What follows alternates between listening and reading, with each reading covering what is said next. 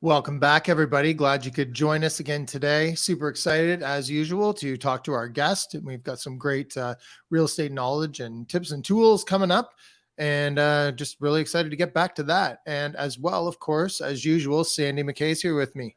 How's it going, Sandy? Hey, Rob. I'm phenomenal. Excited to have another great show, and we're pumped up for the fall real estate market and all the stuff that's going to come with that. Opportunities I sense, and as we get more into the winter, and all sorts of fun. What's the short-term outlook? You put me on the spot for that one, eh? The crystal ball moments. What? We'll know in by the time this show comes out, we'll be just before, I suppose, just before that potential like rate hike again that I think people are talking about, which is probably. It depends how much fear mongering happens in the media, but it's probably not a real major impact on most people because you've had however many already. What have we had? 10 or so in the last year and a half, 2 years. So it's like going to have a small effect, like dollars and cents wise, pretty small effect when you put that into perspective. Just depends on how much fear they put out there. And I would sense there'll be a little bit of that, a little bit of extra fear around it. People will sense maybe there's more decline in pricing and that sort of thing, which just depends how you want to look at that and how you set yourself up, because that can be challenging in a lot of ways and also opportunistic, right? So I think there's a little bit of challenges ahead for sure. I think there's a lot of people hanging on here and economy is still lingering on with the being pretty slow. So I think we're in this type of environment for a little while still, probably through the winter. And, you think? I spoke to a few people that anticipate sort of an uptick, once summer's over, people are back in school and that, that's usually when people come back out of the woodwork and start to, go, oh yeah, I'm an investor. I forgot for the summer. And now I'm back to like trying to figure out what I'm going to do next. Right. So the one thing that's happened in a lot of the residential investment space was, the rents were just because in Ontario, especially where you can't just up the rents and there's rent control, right? So the interest rates had hiked so fast and people's expenses on just mortgage and interest has gone up so quickly. The ability to recapture any of that through rents and rental increases has not really been there yet, right? But now you start to see some turnover as just natural turnover in rentals, and you can now readjust and get that higher rent. That's definitely helping some people. So I think that's something that's been, I see that in my personal portfolio. That's something that's been, you've been dying for some people to move out so we can up those rents and start to recapture some of that extra interest that we're paying. Yeah. And I think that's certainly, I feel that that's saving in a way, savings. And I think that's probably something happening out there pretty regularly. So I think that's something that people don't think about too much that will help save some of these investors that feel like they're really struggling to keep up with their payments, or they've maybe gone to negative cash flow on their properties where they've never experienced that before. I think that's going to save a lot of people, and we're not going to have quite as big of a sell-off as some people are hoping for or anticipating. So if you have a cousin Sal or Uncle Vinny or something like that, maybe you want to get them out working for you. Yeah, sometimes that can help. Or a nicely worded letter, that could work too. I mean, we have one of our properties, a quick story. One of our properties, a single family property that we've had for a long time, but the tenants, the tenants was, gosh, they're paying like, so they're paying somewhere around $1,500 or $1,600 a month, and we just negotiated something with them for them to start paying $2,500 a month, and that was just because we just went to them and communicated about all the different issues that we're having and things like that, and they know they've been there for multiple years. Mm-hmm. And if we were to ever, and we were actually debating selling it, that's what brought this conversation up. And we just told them, if we sell this property, it's a single family home. The odds of a end user buyer buying this and wanting to move in are pretty high, and you're probably going to end up in looking for another place, and I'm not sure we're going to be able to find you another place at that rate. You're going to pay significantly more. And as we started talking about that, like, we truly were selling it. We weren't using this as a well, I mean, when it comes down to, especially in this climate, I mean, we're at the point where we've had to have those conversations too, and still kind of awaiting for the most part on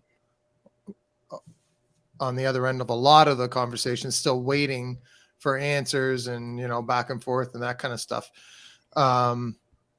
But it's gotten to the point where some of our places are right on sort of just like a almost to negative cash flow. Yeah. And so that's kind of rough, and it's something a position that we've never been in before. So you got to have those conversations and see, because really it is down to the point where it's like, okay, well, obviously over time things turn around, but is it time to sell this place? Or is it time to have the conversations like you were talking about with the tenants and see if that we can sort of improve the situation? Mm-hmm. Yeah, because it's not very good for them if someone else moves in, for sure. They get displaced. And in this example, we negotiated something that works, and ultimately we ended up keeping the property for a few reasons, but that certainly helped, the fact that they're willing to pay more. And the rental market is not easy, right? I look at some of the rental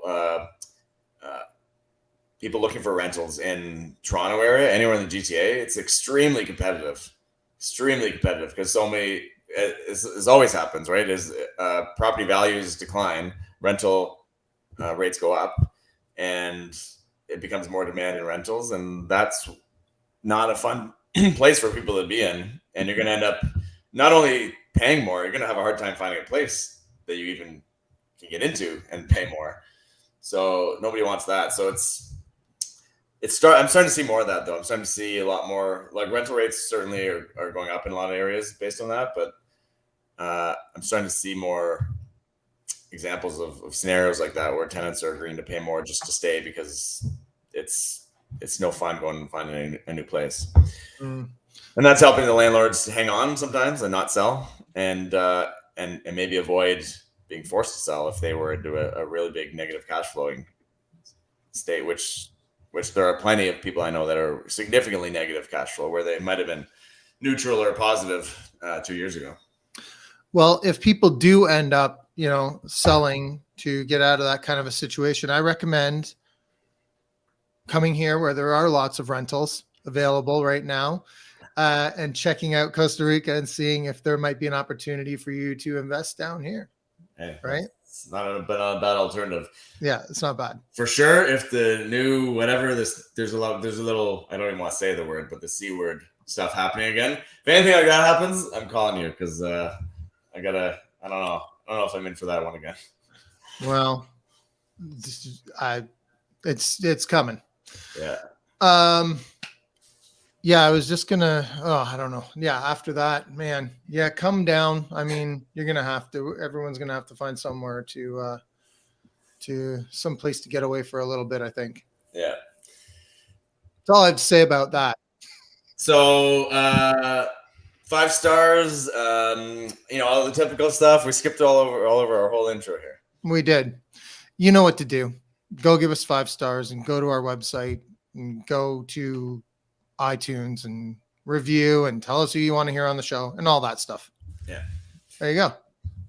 Breakthrough Area podcast.ca if you want to go pick up our free gift, the ultimate strategy for building wealth through real estate. You can also go find, of course, all of our past episodes, including the guest we have on today, a 2-timer here now with us, and you can go pick up some history on where he's been back then and where he is now. You'll learn here in a few minutes. Yeah, absolutely. Dan McMullen back with us. We spoke to you about a year ago. You got some exciting stuff going on and different ways for investors to engage with you now. So we're excited to have you back on and chat again. Thanks for coming. Yeah, so good to be here, guys. Awesome just sitting back and listening to sort of the recap there, and definitely some wise individuals here giving us some breakdown. So well done there. Let's intro you with a little bio. For those who have not listened to our previous episode with you on, Dan McMullen lives in Whitby, Ontario, just outside of Toronto, with his wife and 3 kids. He's a high school teacher in Markham, Ontario, not far away from Whitby there. And alongside his teaching career, Dan has recently become a life insurance advisor, and will be continuing to serve people just in a little bit of a different fashion with that. He's got a passion for real estate investing. He's been active since 2019. Primarily focusing on student rentals in and around the Peterborough, Ontario area, and contributes much of his success to collaboration and networking with like-minded investors. And I know there's lots more fun stuff to add to that as we continue on in the show. But yeah, really excited to have you on here and see what's new. And Dan, I mean, we'll get into this in a little bit, not right now, but I mean, him and I have worked together before, Sandy, and done some really creative stuff with a couple, like with the layouts of some of his student rentals and stuff. And we probably talked about that last time, but I'd like to just touch on that again in a bit. But thanks for coming back on, man. Yeah, thanks, Rob. Thanks, Andy. You know, just tell us a little bit about your real estate journey so far. You can pick up wherever you want. If you want to, you know, go since we talked to you last or a little bit before that, it would be good too. Yeah, probably a little recap. So 2019 journey began.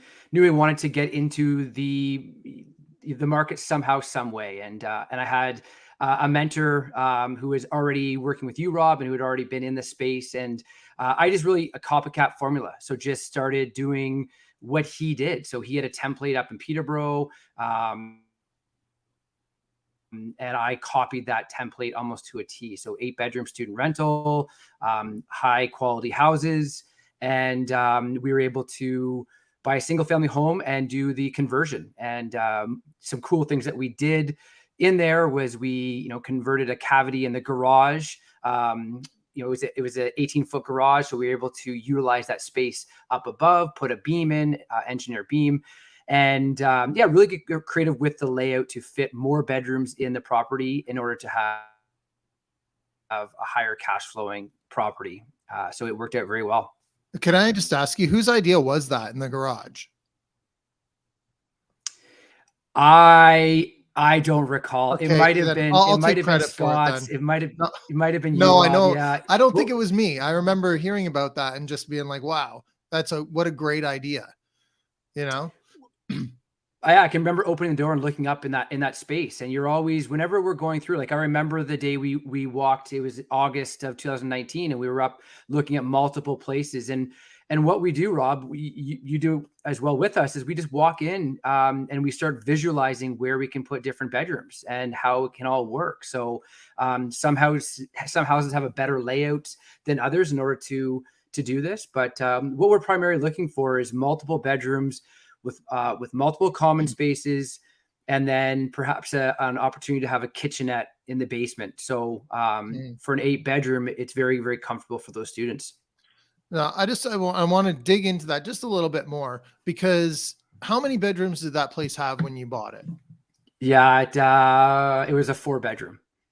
Right. So you added 4 bedrooms. And so how many were upstairs? It was a 2 up, 2 down. It was actually 2 up, 2 down. It was an illegal duplex at the time. So actually it was a duplex that wasn't registered. So we were taking a problem off of somebody else's hands. So we saw the opportunity to do that, worked with the city in order to make it comply. But yeah, it was a 2 up, 2 down. We converted a dining room to a bedroom. We converted a living room to a bedroom, and we converted a garage to a bedroom. And all 3 of those are upstairs. Yeah. Correct. But it doesn't feel cramped. It's not like when you hear this, like Sandy, you might go, "Oh man, you took away the dining room, you took away, you know, part of the living room," but it still has plenty of space, you know, and it worked out really, really well. I was very, very impressed with that layout. That's just what I wanted to say about that. Cause, you know, just seeing the design and what it turned out to be afterwards is incredible. Like there's still so much room in there. Like a parent's not going to go in with their kid and go, "Oh, this is just like they just took every room and just turned it into, you know, a box where people can come in and just go to their rooms. It still feels like very much like a regular house. And you're right. We're selling these houses to the parents. The parents come and they walk through immediately when you're doing the walkthroughs with the students. They're FaceTiming their parents and saying, "Look at this." So you're definitely, in order to get the higher rents, you're having to sell the parents. So having those nice common spaces, the kitchenettes, multiple fridges, maybe in the house, allows to get the best students with the best rent. Yeah, I just wanted to touch on that soon, but we can continue on with like all the other stuff that you've been doing as well. No, I'm open book. Let's go. Happy to chat it all. Guys, what has happened in that? I'm curious myself in the kind of student landscape. We haven't talked, I don't think, a whole lot about that since like you know, the lockdown and all that stuff, and how that, you know, maybe changed some things around. Or has the rental rates increased a lot? Like, is there still high demand? Is there anything that's changed a lot in that? Massive demand, and rents are going through the roof. I think and this is my own opinion, but I think what have happened was this. I think when we saw that real estate pop over COVID, my suspicions is that maybe a longtime landlords ended up selling off their assets and taking a big profit at that point in time, and that left a lot of students without properties in order to rent. So those of us who did have properties or were acquiring them at that time, we were able to have multiple people walking through, picking the best possible students, and then having the best possible rent. Like we're over 800 for some of our bedrooms right now. And I'm even hearing of other towns in sort of London, in Hamilton, where $1,000 a month is not far-fetched. Mm-hmm. Yeah. Yeah. So my student rentals are in Peterborough exclusively, just because of how great the landscape is for it there and what they allow. And I've got a 10-bed and a 6-bed there. And in that, we're getting really great rents in both of them. I've got one room for one of my rooms getting $950, you know. It's a pretty great market for that kind of thing, and lots of good opportunities. And the city really does make it easy to work there. So, and that's why we've chosen Peterborough, because it's, you're able to get the large dwelling license. Everything is approved, walking through with the fire department, everything checks the boxes of safe and up to date. And, being a teacher and just a family guy, that makes me sleep well at night, that I have that license. And even dealing with the neighbors have been great. But even if they were to question what's going on there, you say, you know what, listen, the city, the bylaws, everything is on the up and up, and everyone's in agreement with what's going on. What attracted you originally to the student rental, that style of investments? I don't think it would be that you're a teacher. I don't think that would matter much, would it? No. Well, I think for some people it definitely does, because we are comfortable in dealing with that demographic. Like I teach grade 12s, and the next year they're going into university. So it's very much the ability to communicate with that group. So not that I'm like, I never rent to my students or anything like that. It's all completely separate. But yeah, I definitely have a rapport with that age group. But I would say with the student, honestly, I think I just lucked into it because I knew somebody who was already doing it, and it happened to be student rentals. I think if I had a mentor who was doing a duplex or a triplex or some other form of real estate, I might have done that. Mm-hmm. Because I love this expression, but borrowing people's confidence. I was able to borrow his confidence, Rob's confidence at the time, and just say, hey, this is what these guys are into. And Rob, we actually walked one of your student rentals during that visit up to Peterborough. And so I just saw how excited everyone was. And I was like, this is a good fit. I can do this. I can visualize myself doing it. Especially early on, especially for the first one. I mean, borrowing that confidence can be a huge thing to just get you over the hump, right? And then get momentum going and then go from there.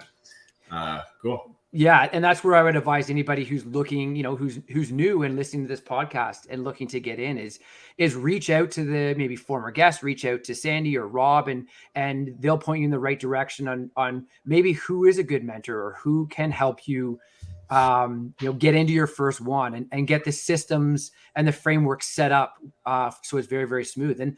And once you have that, you're going to make less mistakes because people have made mistakes prior in the past that you don't have to make. And I guess since we're talking about it, I'll do a shameless plug and just say James is still there, helping people buy student rentals and cash flowing duplexes in Peterborough. So if anyone hears this and they're interested in learning more, we're doing tours every once in a while now still. And I think once a month he's doing the tours and going around and just like you said, right? Usually we'll walk through one that somebody's already either they're in the process of converting to a legal duplex or to a legal student rental, right? And they'll show us everything that they're doing. And then we'll go to places that can work for doing the same thing. So that's a good opportunity for anyone listening. And I'll second that on James. He was great, Rob. So you were agent with us for our first one, and then James took over for the next two under your guidance. But he was fantastic.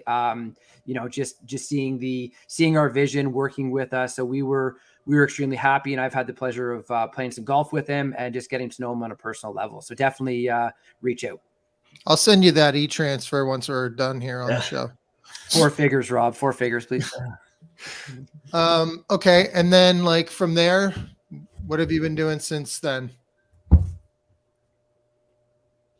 Yeah. So it just really, I gained a lot of confidence from that real estate piece, because what that did was say, hey, I did that. And then I started asking questions. What else can I do? And, I started dabbling with the stock option trading. So I did that over COVID. That was great. I made a lot of contacts there. So from those contacts and networking, I established a mastermind group called Cashflow Crew. And we have monthly meetings. And the idea with that is that we have different topics. We bring on different experts. Rob, we've had you on. And just, it's a learning platform and a networking platform. And we can work with each other, help each other,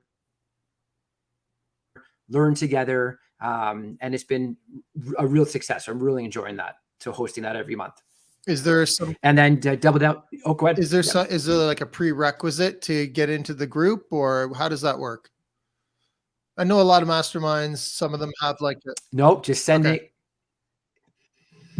No, just, get in contact with me through my various platforms, which will be on the show notes, and just reach out and say, hey, I'm a complete rookie, or I want to learn. I want to sit and listen. So it's a very just casual. We have advanced investors, and we have brand new people coming in who just want to sit and listen. And the idea is that we learn and grow together. So please reach out. And we do it Zoom, just because it makes it really, really easy on evenings, on weeknights. People coming in, they work hard, they put the kids to bed, and then they jump on a Zoom. We jump on a Zoom call.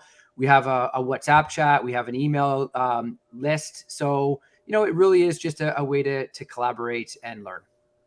Very cool. And no 4-figure checks needed. Even better. There is none of that. Nope. Just very straight and narrow. I really heard you when you said I got, it gave me a lot of confidence to when you started took that leap to invest. And I think I was thinking back when you said that, I said that I kind of had a similar thing when that first leap you take into investing in real estate can be a big life change in a lot of ways. Not only just investing, but you can gain confidence in all areas of life sometimes through moments like that. And I was thinking about your you have a comfortable job, right? You're being a teacher. You have a healthy salary and pension and a whole bunch of good benefits there. And I think especially people that are like that, which is majority of, not majority, but plenty of Canadians are in that same position. And it's that first step into some version of investments or entrepreneurship and that's a big hurdle to overcome, but making that first leap is super beneficial in terms of your self-belief and confidence. And how can you talk to us a bit about that a little more deeper? Like how were you able to do that? But then also how has that affected you? Because now you're going into the life insurance space, you're doing a few other things. How has that progression played out for you? Yeah, I think it stems back from, we have a real amazing opportunity from being a teacher. So we do have a fixed salary, we do have pension, we have a lot of things where we have security. So why not go out and expand and buy some real estate or do more in order to in order to continue to grow. So what I find, and a reason I started our newest adventure co-host, we launched a podcast called Beyond the Bell, Lifestyle Design for Canadian Teachers. And I co-host that with Anuja Pereira. The reason I did that was there are so many teachers, or even it could be government workers, who they turn their brain off when it comes to finance. Once they get their job, they're thinking, oh, I have a salary, I have a pension, I don't need to be financially literate, or I don't need to worry about my finances because I have that coming in. So what Anuja and I, with our podcast, what we identified is, you know what, people do need to worry about this. They do need to, their salaries. What happens if they go on leave, or what happens if things change, or what happens if inflation really happens and our pensions are not as secure? So if you have no backup, or you have no options if you're not doing more. So part of the podcast, and the reason for doing that, was to teach people that they have options, or teach people different spaces that they could get into. So that was really, really important in that sense. And I think that really drove me to the life insurance piece. And I become a life insurance advisor. I'm working for a company called Return on Life, founded by Peter Lount, and really excited just to kind of help people in a different fashion. So I'm a teacher by heart, and I want to start teaching, wealth, or insurance instead of, say, basketballs or volleyballs at some point in time. So having options, I think, is really, really important for these fixed income earners and pensioners. Makes sense. That's great. And I might as well plug it now, because we were talking about before the show, but you're going to come out and hang out with us. Peter's one of our guests, and a couple others around the life insurance space and how to utilize that. That's up at one of our upcoming Bond Investment Club meetups, September 20th. So I know we're going to see you there. Looking forward to that. Really excited to be there. Really excited to collaborate with your community and network, and just to try and spread the word as far as how life insurance is more than just an end of life piece. It actually has so many living benefits. We can has some tax advantages. You can borrow against these life insurance policies in order to fund more real estate deals.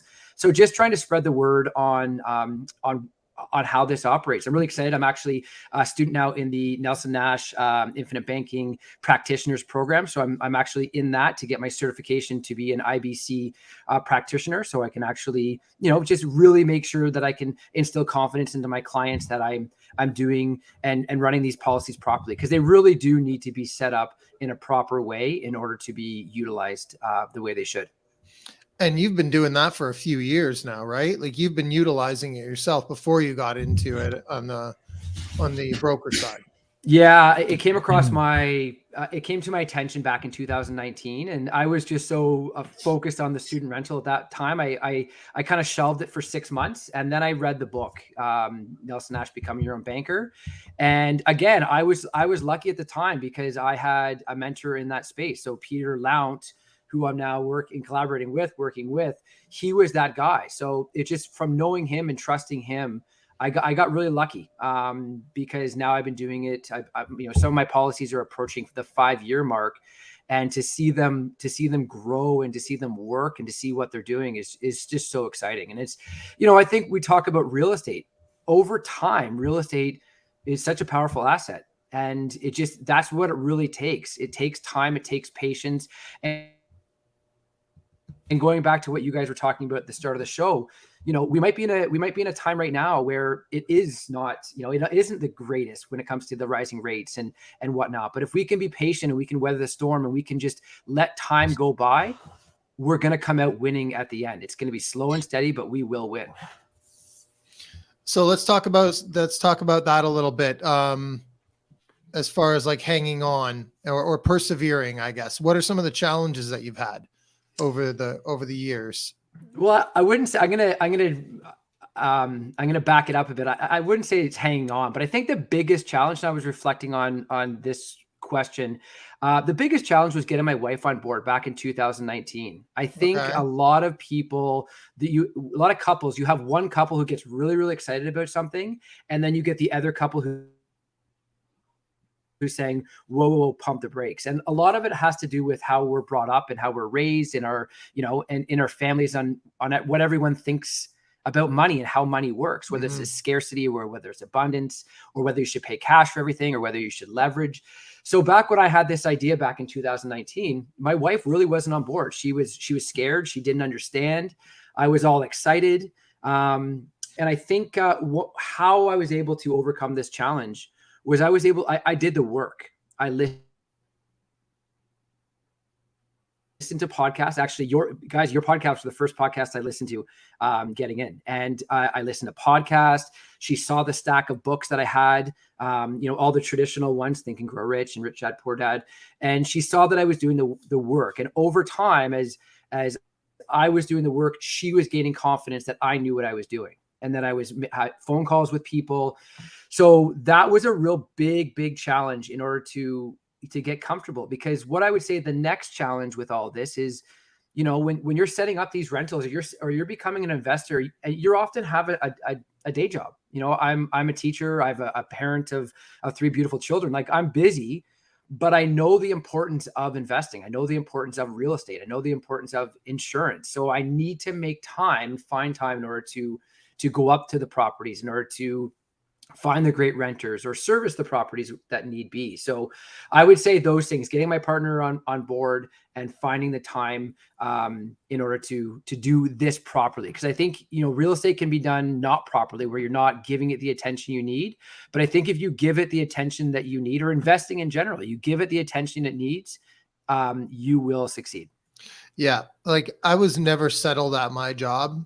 I had an okay job, I guess, but I was never really settled that. I always like going, nah, something doesn't feel right. I need to find something else. Right. And like trying a whole bunch of things. And that was always the case with my wife. She would usually say, no, Rob, you're not, like, that doesn't work for the family, or, think about how this actually fits in, whatever other way I'm trying to open a business or whatever it was.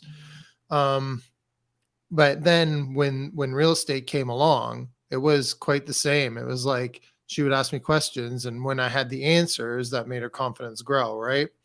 And eventually it's like, okay, you seem to actually, be learning and understanding and know what you're talking about a little bit.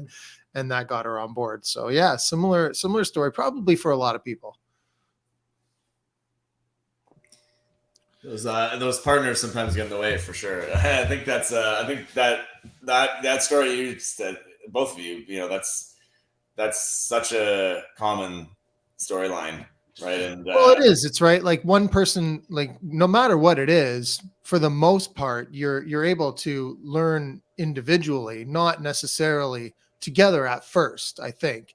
And then all of a sudden, once the wife or husband or whoever it is gets on board, then you kind of do start to learn together, and it becomes something that you talk about together, and you continue on together, right? But at first, one person has to know, and then the other person, and then share with that person.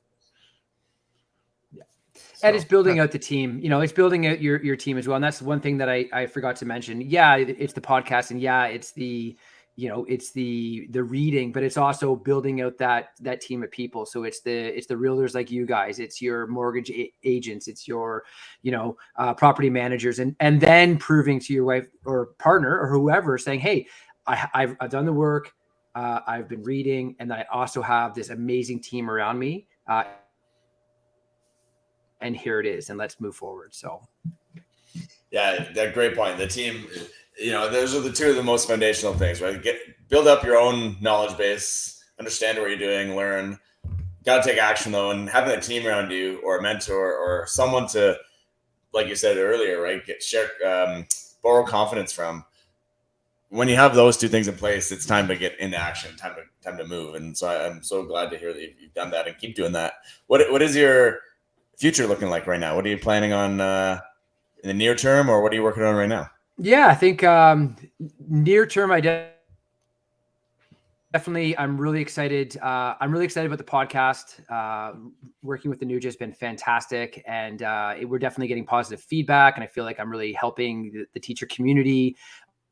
So we're looking at doing, just doing a lot more episodes. We're over 10 now, and continuing with that. The life insurance, I'm really excited about helping people with their wealth accumulation, their different strategies. Working with Peter Lount's been amazing. So I'm really excited to get out to the Investor Club Sandy and just sort of continue with that. And as far as in a personal sort of a 0 to 5, I really like, some people are saying, well, are you going to leave teaching now that you're a life insurance advisor? And my response, I guess, is I like to have options. So now I can continue doing everything until my energy changes. And if I'm really excited about teaching in the school environment, awesome, I'll continue to do that. If I'm really energized about the life insurance and the podcasting, I'll go and do that. So, one tidbit of advice I think I want everyone to have is give yourself options. Start working away at little side hustles or little projects while you're working at your day job that will give you options later on. Very good. One thing that's really tough for me to watch is some, one thing is really tough is watching some people later on in their careers who are hanging on to get their pension, or they're just hanging on for the last 5 years. That's devastating. It makes me so sad to think, oh, you're going to work 5 years of a very important life in order to get a pension. Well, what happens if you had options and that you could change? So that's something that really motivates me and fires me up is educating people to have those options. Yeah, it's one thing, I guess, to have that security, but the other thing about that security is, or that type of job is sometimes, like you're saying, maybe it's not, maybe your life changes, maybe you're wanting something more, and then after a little while you're just sort of struggling to get through the day. Well, here's another example, Rob. I admire what you've done. You had a very successful thing still going on here in Ontario, but you pivoted, and and I saw you do that, and I want to be in the position where I might be able to pivot too at some point in time. And in being a high school teacher, it's hard to pivot and work remotely or do different things. So maybe in the next 0 to 5 years or whenever, I also want to pivot and relocate, or I want to be more remote where I can be snowboarding out west, but still working in the evenings from my laptop, where I can be teaching in a different fashion, or I can be down south during some winter months. So these are all sort of lifestyle design, and we talk about this in my podcast, is really being intentional with your lifestyle design, because I think it's just that is what's going to make you energized and happy in your life, as opposed to maybe having a salary and pension. It really is a lifestyle that you need to create. Yeah, it's so important. I've talked to I haven't thought too deep on this, because I've never personally had the thought that I've never had an option of a pension or thought about having a pension or anything like that. But when I've dealt with many clients that are in that scenario, or other people that I've come across where they're not going to do something because they have 5 years left in their pension or 3 years left. And so they're like, well, I would do that, but I gotta hang on tight for the next few years. Right. And 3 years or 5 years or 1 year or 6 months. I mean, that's a long time, really. How many other things could you be enjoying? Could you be a part of? Could you be working for? Or even just building. I know. Yeah. That's a really great topic to lifestyle design. I love the name Beyond the Bell. first of all. Yeah, But lifestyle me design. too. I was going to say that. You stole my line.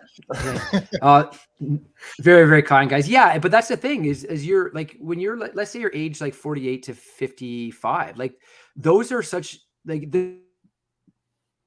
there's no guarantees after 55 years old. There's no guarantees after 48. Like you might be hanging on, and then, like you really need to start thinking about your lifestyle, like immediately, like even if you're in your 20s, start thinking about your lifestyle, because there's so many. We have stories of people retiring and then they're dead at 57, and they literally hung on for those 5 or 7 years, and that's heartbreaking to see. So my whole philosophy is like, okay, I'm going to take advantage of my working years while I have a fixed income and I have a salary and I have a pension. How many assets can I collect? How many houses that can I collect over my working years? How many insurance policies am I able to, safely get into my system in order to grow? So, when these things could be my pension. Maybe my pension is my real estate. Maybe my pension is my life insurance policies. And I will still have my teaching pension. So I'm literally just giving myself lots and lots of options in order to live the lifestyle that I choose, and not someone else. I don't want someone to tell me when I can retire. I don't want someone to be like, okay, you can retire at 55. How about I tell you when I want to retire, because this is my life. And that's the option that I want. And sure, I might be leaving money on the table, but maybe I get to the point where I'm not worrying about $400 a month that I wouldn't get on a full pension. Maybe I take my pension early. So it's these kind of conversations that I think we need to have. And that's really why I'm doing the podcasting and the life insurance planning in order to give back. And how much better do you show up as a teacher when you don't need to be there, but you're there because it's like, yeah, I just love doing this. Like, how much more of an impact can you have on students and everyone, right? So it comes full circle. Sandy, that's a really good point. Like I'm showing up because I don't have to be there. I want to be there. And there are some people in every industry, I'll give it that, but there are some people in every industry who are showing up for a paycheck. Now, and here's the other thing too, is I'm transitioning from teaching health and phys ed. I actually got a business section or a course this upcoming semester. And how cool is that? I'm actually able to teach real estate. I'm able to teach life insurance. I'm able to educate about the stock market. So here these students, these 30 students, are actually going to have a live teacher who is actually doing what I'm teaching, and I think that's really important. Is like, we need fitness teachers who are doing fitness. We need business teachers who know business. So we really need, and some people will say, well, you're taking away time. If you're doing real estate, you're taking away time from your school or your planning. And I'm saying, no, I'm planning while I'm actually doing this, because it's authentic. It's real. I'm actually living it and then teaching my students. Well, I think that would be definitely a breath of fresh air for those kids. They're going to get a great course, because there's not a lot of that going on. Financial literacy is not something taught in school. You know what? There's so many kids who, when I start talking about real estate, how excited they get, or we start talking about the stock market, like they're really, really, really into this sort of stuff. And, definitely one thing that I'm noticing, these students, they don't want to be employees under a company for 30 years. They want to work. They want flexibility in their workspace. They want to work on things that excite them. So I'm really seeing this. So I'm really energized and excited to teach this course, because they're so excited about it. And I think, I definitely think that we need to reform the education system a little, definitely a lot, in order to make it more authentic and up to date with 2023. Yeah. Dan, you're a danger to those warehouse owners out there. So what can I say? I just want the best for people. Okay. One last thing. We've got a piece of what's a piece of information or advice that's always stuck with you and helped you along the way. One of my favorite podcasts I listen to, besides yours, of course, guys, come on now, is Quote of the Day by Sean Croxton. He's amazing. He has these like 10-minute clips every day. He gets off YouTube.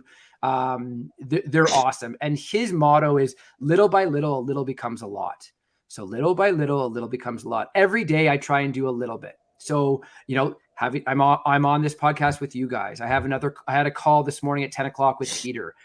So every day, or I'm reading at night, or I'm listening to a podcast on my run that Sandy and I were just talking about what we do when we run, we listen to podcasts little by little. If you do those little things every single day, the compounding effect will kick in. And over time, over weeks, over months, over years, all that day by day compounding will add up, and you will be able to create the lifestyle that you really, really want. I love that. It fits right in with really the theme of the whole show, right?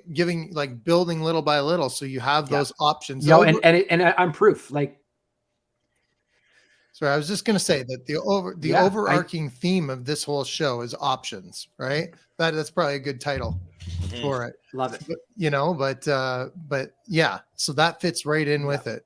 I love it. Love it too.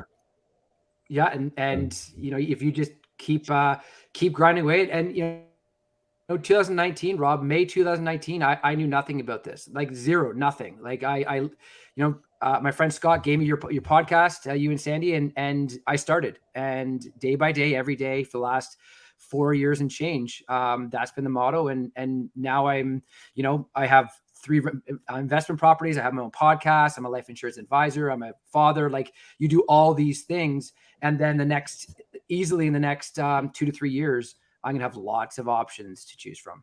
Very good, man. Thank you so much for coming on. How can people reach out to you? What's the best way? Yeah, a few different facets. I'm on Instagram in 2 different forms. So Dan McMullen at Lifestyles is one. Beyond the Bell Teachers is another one. So those are 2 that we're very active on when it comes to Instagram. And then 2 emails. So Dan at returnonlife.ca is the insurance side of things. If you want to talk about how to get into IBC, the infinite banking concept, reach out. Peter and I will take care of you. And then if you're looking to get it in my mastermind group, we'd love to have you, Dan at cashflowcrew.ca. It'd be awesome to have some new members and to continue the journey with everyone else. A lot of info there. And as usual, if you missed that and didn't get a chance to write it down, all that info is going to be in the show notes. So just go over there and you can contact Dan through any one of those different ways that he mentioned there. Again, thanks, man. That was really fun. Loved it. It's time for it's always a blast. Almost time for the bell. Here, let's go. we need some sound effects. I've always said that. We don't have sound effects I know. on this show. This would be perfect. We'd have like bell crowd cheering, bell, you know, we need all kinds of that stuff. Sandy, how can people get in touch with you? The easiest way is to just find me on one of the social networks, usually at It's Sandy McKay, or email me, Sandy at McKayRealtyNetwork.com. And people can reach me at rob@mrbreakthrough.ca. Thanks for listening. We'll see you next time.